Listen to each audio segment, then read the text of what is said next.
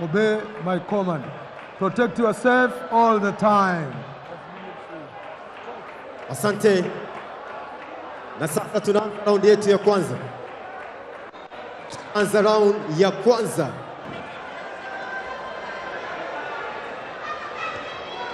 Raundi ya kwanza. Raundi ya kwanza kati ya zile 8. Wajina haya kina Dadla la Sima Geni hivi karibuni Young Africans wametambulisha benchi lao la ufundi. Moja katika benchi hayo, Yani benchi hilo na hiyo urefu wote wanafanana. Urefu wanafanana, lakini nilifananisha muda ule nikasema kwamba bondia aliyepita yule Chillboy ndio nilikwambia kwamba mchezo wake sema kama anatokea Jamaica, lakini huyu ndiye Simon Dadla aliongea na ile accent ya Kijamaika wakati anahojiwa, na baadaye nikamuuliza, bwana wewe vipi mbona unaongea Kijamaika wakati ni wa bondeni hapa? Akasema mzazi wangu ni kutoka pale Jamaica. Nikamwona ile vazi ambayo mmoja nalo kwa juu hapa ameandika Ghetto Boyka.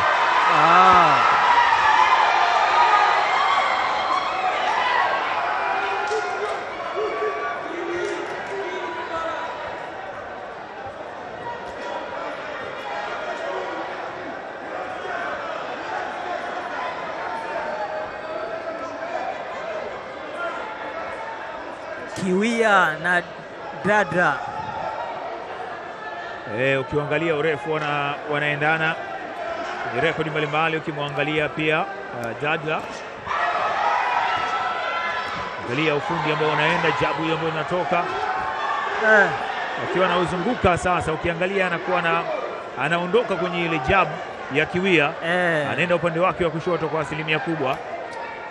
Huyo namzungumzia Dadla, hivyo taki atulie sehemu moja, na hiyo inasaidia wenye kuondoa ile au kuepusha ile target. Kwa nikiwaangalia naona kama power zao zinafanana kama walivyo wenyewe tu, ama labda bado sijaona kama wakifunguka zaidi. Maana kila mtu anamtafuta mwenzie. Kanai right hand ambao ameipeleka, anasema hakuna kitu chochote hapa. Dada anakuambia hamna kitu.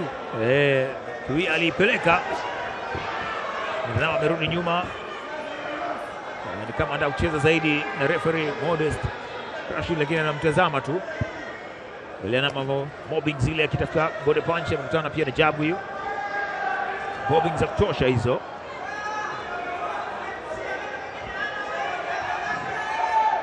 Kinyumbulika na mwili wake, mwili, mikono inacheza, miguu inacheza.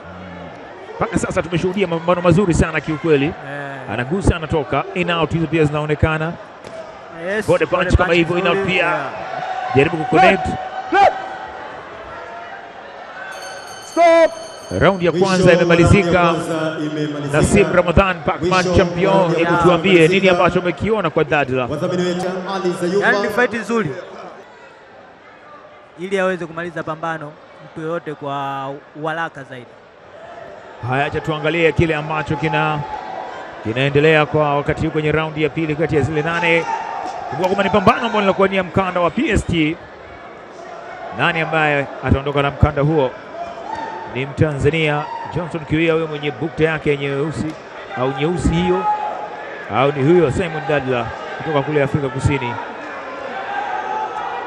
Kiendelea kimo, watu wawili kianza ana in out, amekutana nayo pia na yeye akapewa ile body punch, lakini bado kupeleka popote. Jab nzuri sana ambazo anatumia, ukiangalia hiyo distance ambayo anaipeleka, bado hujaona ufundi mwingi, lakini anatengeneza setup.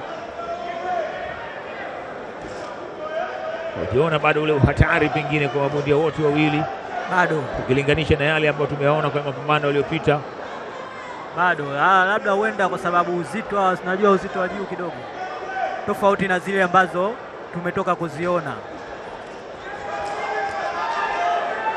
lakini right hand ambayo imeenda moja kwa moja na ameisikia ile, ameisikia kabisa Dadla Simon vile ambavyo aliipeleka Johnson Kiwia. Kamgusawa akiingia na uoga, angalia tumia gadi ile sasa ya bege pia. kwa handle ambayo ilikuwa ni counter jab ni Simon Dadla akienda tena react nzuri sana sasa. Johnson Kiwia nzuri hiyo, Kiwia na light nzuri sana. Utulivu pia umeendelea kuwa ni sehemu ya faida kwa mabondia hawa. Sasa utulivu ukiangalia kwa Johnson Kiwia umekuwa mzuri, gadi ikiwa juu.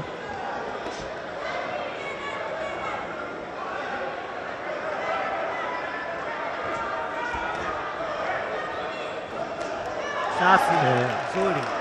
Haumuoni kama Simon pengine hapa kuna kitu ambacho anakitafuta, lakini haumuoni kama akiona vitu vingi sana, ni kama amechelewa tu hapa Kiwia.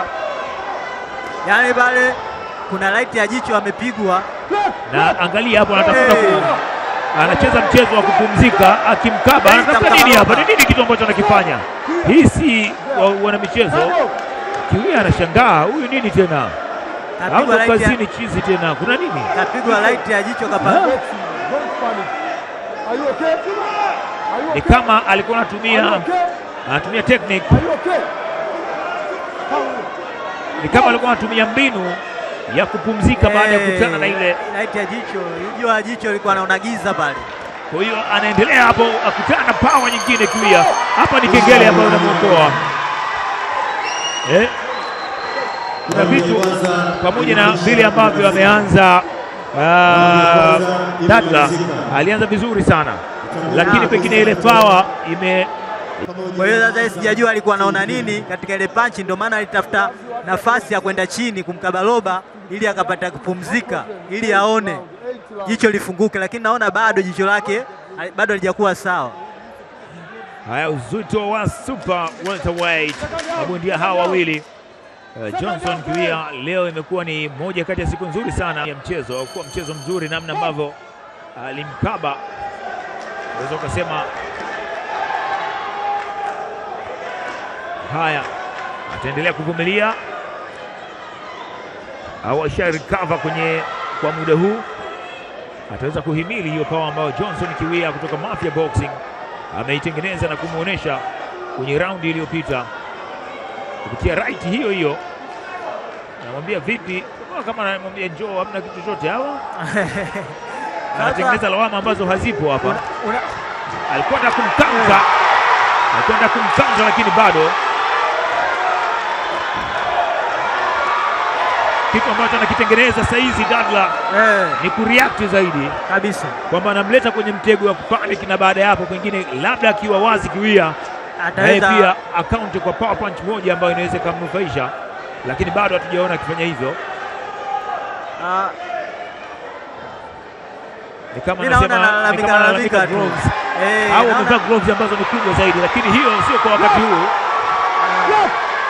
Ukitazama ni kama anaangalia zile gloves, anaona kama si sawa sawa, yaani anaona labda gloves zake ni ndogo au ni nini. Kwa utaalamu wako ukizitazama pengine zinaonekana kama ni kubwa zaidi ama au ni nini ambacho kipo, wauliza wataalamu. Unaona mimi ni sawa. Sasa sijajua tana right hand nyingine hiyo. Unajua pambano likishia kwa gumu lazima utafute sababu. Hapa hakuna kucheka, anasema yeye ni gloves, anasingizia, anasema sio gloves. Sisema anasingizia, lakini anaonyesha gloves. Anasema sasa gloves zimefanya nini? Chagua jembe si mkulima. Waswahili wanasema kama gloves basi tuone zile punch ambazo zinafika kwa opponent wako tuzione, lakini hatuoni. Mwanzoni alipokuwa anashambulia yeye ilikuwa right hand nzuri sana kukutana nayo moja kwa moja. Kiwia ameipeleka, sihisi kama atakumbuka tena mambo ya gloves wakati huu. Ni kama anacheza tu mind game, kwa sababu akipata nafasi ya kwenda kushambulia haoneshi hiyo gloves. Akiwa anapelekewa moto anaonyesha gloves, ananyosha kwamba kuna gloves. Ni kama tunatengeneza mazingira ambayo ya kutafuta msaada, sehemu ambayo msaada pekee ni kucheza, ni kupambana, ndio ambao unahitajika. Watu wanataka kuona mchezo mzuri. Ana dance kidogo, ni nini ama piano ama anaenda kushoto na kulia, anajaribu kupunguza ile spidi ya mpinzani wake, yani kumwonyesha body punch nzuri.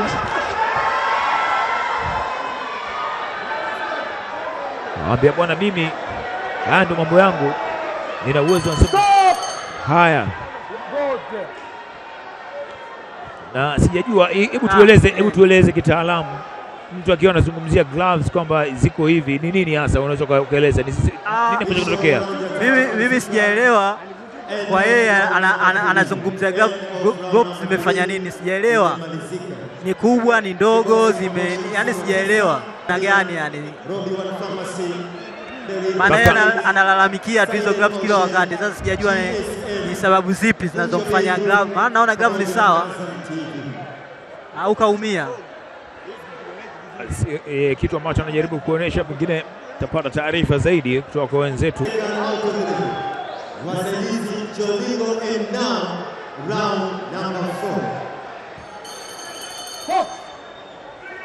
Raundi ya 4 hiyo,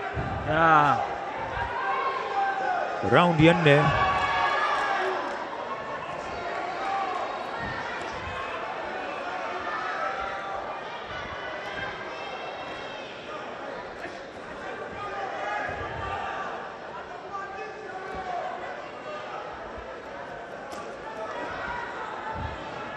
Na right hand yake hiyo, lakini bado Dadla hii stance ya namna gani ambayo anaenda nayo hiyo, ndio kushoto na kulia, hataki kukaa sehemu moja ambayo itamrahisishia kazi. Kiwia lazima amsumbue, itafuta counter pia kama hapo, akisubiri akiwa anashambulia. Angalia namna ambavyo ameenda, sehemu ambayo pia Kiwia anatakiwa kuwa makini kutokana na namna ambavyo amekaa. Right hand yake iko imetulia, huenda ikawa ana right mbovu, ndio anaona ipigi labda mbovu, sijui nini hiyo right yake. Unazungumzia right hand ya Dadla, ni kama mkono hautoki. Huenda labda anaizungumzia yeye, labda akaumia, labda mkono umia, lakini angezungumza kwa bwana, hali imekuwa ngumu kwenye eneo la swala zima la afya, kwa sababu anaelewa umuhimu kwamba kuna maisha baada ya mchezo. Anataka kumtia roba ndio naye chini. Hii haiwezi ikawa sawa sawa, wala haiwezi kuwa mchezo. Na hapa referee sijui kama atakuwa na nini ambacho anataka kufanyika, ni kumaliza mchezo kwa sababu kuna vitendo ambavyo si vya kimichezo, au kukata, anamkata point, au ni kitu gani hasa? Ni kitu anafanya cha makusudi. Alafu soma la kwanza ni mara zaidi. Tumsikie. Fight. Who's eight? Don't panic. This is affair. You understand? Don't panic. Why? I don't know how they're going to fight. Don't panic. Play. Kimombo kinapanda, mmemsikia? Kasema I don't know why. Sijui kwa nini. Analalamika gavu ni ndogo. Na hapa sasa ndio ambapo anamtia roba. Hapo anamtia roba. Hapo na ni Kiwia pia anakataa mpaka ngwani. Hakika leo nimeshuhudia moja kati ya mchezo ambao haueleweki ni nini. Referee anamaliza mchezo, unaona foul ambazo amekuwa akizicheza Dadla. Referee anasema hapana, inatosha. Angalia hiyo yake namna alivyoiweka. Tazama kitu ambacho alikuwa anakifanya, si mchezo. Nini ambacho si mchezo gani? Mtu anamtia mtama. Haeleweki nini ambacho alikuwa anakilalamikia. Alikuwa anahitaji nini hasa? Maana leo kwa mara ya kwanza kwenye mchezo wa boxing nimeshuhudia mtu akipigwa mtama. Hata mimi ndio kwa mara yangu ya kwanza. Yaani licha ya kulalamika gloves, lakini ameingia kwenye roba kumkabili mtu. Kile hasira zake akazihamisha kabisa. Tazama hapo, alimpeleka kwenye kamba na akakandamiza kabisa pale, kitu ambacho hakiruhusiwi kwenye mchezo. Hapo tazama hivyo, yani vitu alikuwa anafanya vya makusudi. Anahitaji kitu gani tena? Ni kama tena akaweka mikono yote miwili. Hii si sawa, si sawa kabisa. Mpaka referee Modest Rashid akaingilia kati. Kwa mara nyingine tena, angalia, tazama mchezo namna gani, yani kamtia kwenye kamba kabisa kama anamnyonga yani. Labda kama watakucheza mieleka. Bwana, tunaenjoy, tunaenjoy, si ndio? Hasa tutulie, tusikilize matokeo, tutashangilia baada ya matokeo, au sio? Tayari ilikuwa kwenye dakika ya kwanza sekunde 57 kwenye raundi ya 4 imepatikana TKO. Naomba niseme hivi, naomba nitangaze kwamba mshindi mpya wa PST wa uzito wa middleweight, narudia, mshindi mpya, bingwa mpya wa PST uzito wa middle, huyu hapa, all the way from Tanzania, red corner, Johnson Kiwia. Johnson Kiwia akishinda kwa TKO, kakutana na kazi ya mtu ambaye aliamua kuona vurugu nyingi kuliko maarifa. Aliamua kuchagua vurugu kwenye ring, kitu ambacho hakiruhusiwi kabisa. Jazba zikamuongoza na amepoteza nafasi yake na heshima yake hapa nyumbani Tanzania kwa kile ambacho amekionyesha, lakini mkanda wa PST umeenda kwa Johnson Kiwia.